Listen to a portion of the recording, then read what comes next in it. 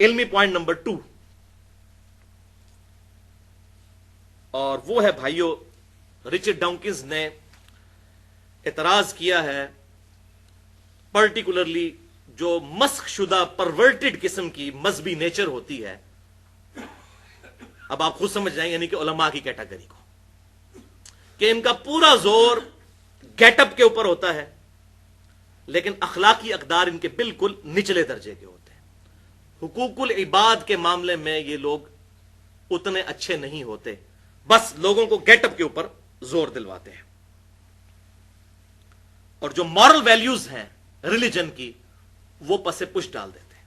اب آپ لاکھ کہتے ہیں کہ جی ہماری کتاب میں لکھی ہے، وہ کہتے ہیں بھائی مسئلہ یہ ہے کہ کوئی درخت اپنے پھل سے پہچانا جاتا ہے، تو آپ جو مسلم ہونے کا دعویٰ کرتے ہو، آپ تو پھل ہو نا اس اسلام کے درخت کے، تو ہم نے تو آپ کو ہی دیکھنا ہے نا. یہ گلے سڑے پر دیکھیں گے تو درخت کے بارے میں تو یہ، اب ہم یہ تو نہیں ان کو کہہ سکتے یہ پھل جو ہیں وہ 1400 سال پہلے جا چکے ہیں. تو کتنا شرم کا مقام ہے. اور بلکہ یہ کتاب پڑھ کے تو یقین کریں مجھے اپنے بارے میں بھی بڑا خوف لاحق ہوا کہ ہم کہیں اسلام کے لیے ہرڈل تو نہیں بن گئے ہوئے. یعنی اگر ایک غیر مسلم ہمارے کریکٹر کو سٹڈی کرتا ہے وہ کیا سوچے گا. گندگی ڈالتے ہیں ہم لوگ اوپنلی سڑکوں کے اوپر، جہاں چاہیں گے چھلکا پھینک دیں گے. وہاں یہ لوگ نہیں کرتے، ایسے لوگوں کا خیال کرتے ہیں. اب یہ جو مورل ویلیوز اور اخلاقی اقدار ہیں بیسیکلی، اب ایک عام آدمی کو تو اس کے ساتھ غرض ہے، آپ ماتھا گھسا دیں نمازیں پڑھ کے، اس سے مجھے تو کوئی فائدہ نہیں ہے. آپ کی اخلاقیات سے میں متاثر ہوں، برے اخلاق سے یا اچھے اخلاق سے، تب اس کا نفع نقصان مجھے پہنچے گا.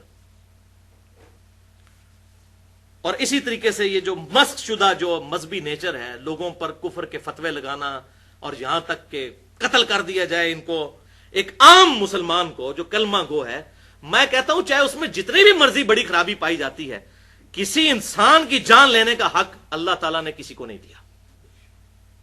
سورۃ المائدہ میں اللہ تعالیٰ نے فرمایا کسی ایک انسان کو مارا، پوری انسانیت کا قتل ہے یہ. اور ایک مسلمان اسلام کے نام پر دوسرے مسلمان کی جان لے لے، یہ کون سا اسلام ہے؟ اور ظلم کی انتہا ہے کہ اب پاکستان کے اندر 2014 میں ہم 1 مارچ کے دن بیٹھے ہوئے ہیں یہاں پہ، پولیو ٹیموں کے اوپر حملے ہو رہے ہیں. یہ کون سا اسلام ہے؟ جبکہ ہم نے ڈیکیز کی سٹڈی کے بعد یہ بات لرن کر لی ہے کہ پولیو ایک ایسا مہلک مرض ہے کہ ویکسینیشن کے بغیر اس کا علاج نہیں ہے. لوگ معذور ہوئے پڑے ہیں، دیکھ لیں، پوری زندگی کے لیے پورے خاندان ڈسٹرب ہے. اور پھر جناب اب حتیٰ کہ امام کعبہ کو کانفرنس کروانی پڑی ہے. میں کل ٹی وی پہ دیکھ رہا تھا، اس نے فتویٰ دیا کہ جناب یہ پولیو ٹیموں پہ حملہ نہ کریں، پولیو کے قطرے پلانا کوئی غیر شرعی نہیں ہے. یعنی ان کا اسلام آپ دیکھیں کہاں پہ آ کے رکا ہوا ہے. ان سے پوچھیں کہ ایمانداری سے بتاؤ پچھلے سال میں کتنی نمازیں فجر کی آپ نے تکبیر اولیٰ سے پڑھی ہیں، جو اسلام کی بنیاد ہے. اور اس طرح اسلام کا امیج غلط، پھر خودکش حملوں کے ذریعے عوام الناس کو نشانہ بنانا. ٹھیک ہے، اس میں یہ بات بھی صحیح ہے کہ امریکہ بھی اپنے مقاصد کی خاطر یہ کام کر رہا ہے، لیکن ہم بھی پاکستان میں بھائی رہتے ہیں، ہمیں بھی پتہ ہے اس وقت ہمارے ملک کے اندر کیا ہو رہا ہے. جتنا مرضی پردہ ڈالیں تو حقائق تو سارے کے سامنے. یہی معاملہ جو ہے کرسچینٹی کے اندر بھی رچرڈ ڈاؤکنز نے آبزرو کیا کہ کیتھولک اور پروٹیسٹنٹ وہاں پہ لڑتے ہیں ایک دوسرے کے خلاف قتل کے فتوے، جس طرح یہاں پر شیعہ سنی کی بنیاد پہ ایک دوسرے کو قتل کیا جا رہا ہے.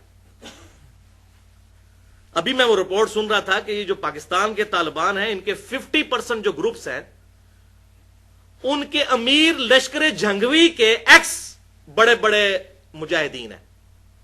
اور لشکر جھنگوی ہم سے کوئی بھولا ہوا ہے، جو سوائے دیوبند کے دنیا کے ہر مسلمان کو کافر سمجھتے ہیں علی اعلان. تو جب یہ لوگ وہاں جائیں گے تو جا کے کیا اسلام پھیلائیں گے؟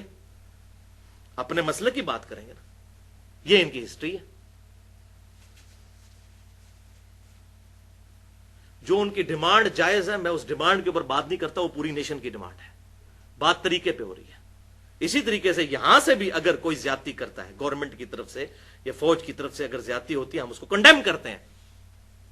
مسئلہ یہ نہیں ہے، مسئلہ یہ ہے کہ اسلام کا امیج لوگوں تک کیا جا رہا ہے. تو شیعہ سنی فساد کی بنیاد کے اوپر قتل و غارت کیا جا رہا ہے. شکر ہے کہ رچرڈ ڈاؤکنز نے ایک مہربانی کی دا گاڈ ڈیلوژن میں. اس کو مہربانی اس لیے کرنی پڑی کہ اس کا اپنا نام بیچ میں آ رہا تھا کہ جب لوگوں نے اعتراض کیا کہ آپ کہتے ہیں جی ایتھیسٹ جو ہیں بڑے اخلاقی لوگ ہیں، تو دنیا میں دو بڑے ایتھیسٹ جو ہیں انہوں نے تو لاکھوں نہیں کروڑوں لوگ قتل کیے ہیں، نمبر ایک ہٹلر اور دوسرا سٹیلن، جرمنی اور رشیا، ان دونوں کے جنرل پیرلل میں جنگ عظیم دوم کے اندر جو کچھ ہوا، تو اس نے کہا کہ بھائی یہ دو جو ہیں ہم ان کو کنڈیم کرتے ہیں، یہ سارے ایتھیسٹ کی ریپریزنٹیشن نہیں ہو سکتے۔ تو ہم بھی کہتے ہیں جو لوگ اسلام کے چہرے پر بدنما داغ بنے ہوئے ہیں یہ اسلام کے ٹرو ریپریزنٹیٹو نہیں ہے۔ جس طرح یہ کہتے ہیں جی ہٹلر اور سٹیلن نہیں ہے، تو ہم کہتے ہیں یہ لوگ بھی ریپریزنٹیٹو نہیں ہے اسلام کے۔ اسلام کو اسٹڈی کرنا ہے تو اس کتاب کے ذریعے۔ اور میں آپ کو اتنی شرمناک اور خطرناک بات بتاؤں، اس وقت کتنے غیر مسلم مسلمان ہوئے ہیں جنہوں نے کومنٹس اپنے دیے ہیں، ویڈیوز میں رکھے ہوئے ہیں کہ اللہ کا شکر ہے کہ ہم نے مسلمانوں کو اسٹڈی کرنے سے پہلے قرآن کو اسٹڈی کر لیا، ورنہ ہم کبھی مسلمان نہ ہوتے۔ اور میں بھی آپ کو کہتا ہوں میں بھی کبھی مسلمان نہ ہوتا اگر غیر مسلم ہوتا، اگر ان کے کرتوت دیکھتا ایک دوسرے کو قتل کر رہے ہیں یہ لوگ، حقیقت ہے۔ وہ کہتے ہیں شکر ہے قرآن اسٹڈی کر لیا۔ وہی بات آپ صلی اللہ علیہ وسلم کی بخاری اور مسلم کی کہ اللہ نے ہر نبی کو ایک معجزہ دیا تھا، ایمان لانے والے لوگوں کی تعداد ڈیپینڈ کرتی تھی اس معجزے پر، مجھے اللہ نے وہی کا معجزہ دیا ہے۔ آپ صلی اللہ علیہ وسلم کو پورا رلائے اس کتاب کے اوپر تھا کہ یہ کتاب دنیا پہ میرا خلیفہ ہے، الحمدللہ۔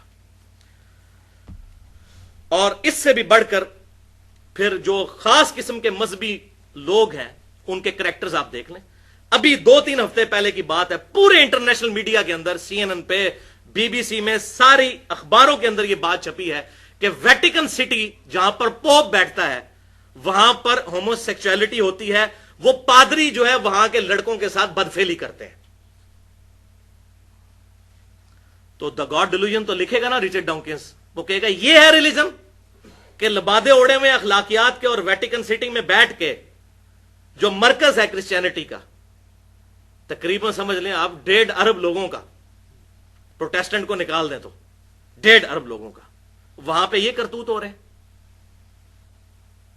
اور پاکستان میں اور انڈیا اور بنگلہ دیش میں جو ہمارے مولوی بچوں کے ساتھ کر رہے ہیں مدرسوں میں، وہ تو آپ کو بتانے کی ضرورت نہیں ہے۔ ویٹیکن سٹی کو تو چھوڑے، ادھر تو جگہ جگہ ویٹیکن سٹی بنا ہوا ہے، اسی لیے لوگوں نے آپ بچوں کو مدرسوں میں داخل کروانا چھوڑ دیا ہے۔ دن کے وقت بھیجتے ہیں، شام کو واپس لے آتے ہیں، بھائی رات نہیں وہاں گزارنے دینی۔ تو یہاں بھی وہی صورتحال بنی ہوئی ہے، والعیاذ باللہ تعالی۔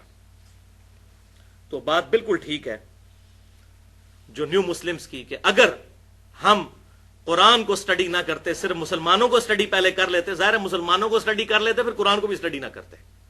اب پتہ چلا کہ سب سے بڑے اسلام کے دشمن ہم مسلمان ہیں۔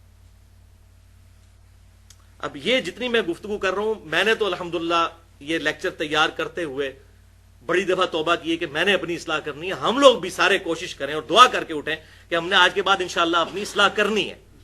ہم نے اسلام کے لیے ہرڈل نہیں بننا بلکہ اسلام کی دعوت کا ذریعہ بننا ہے۔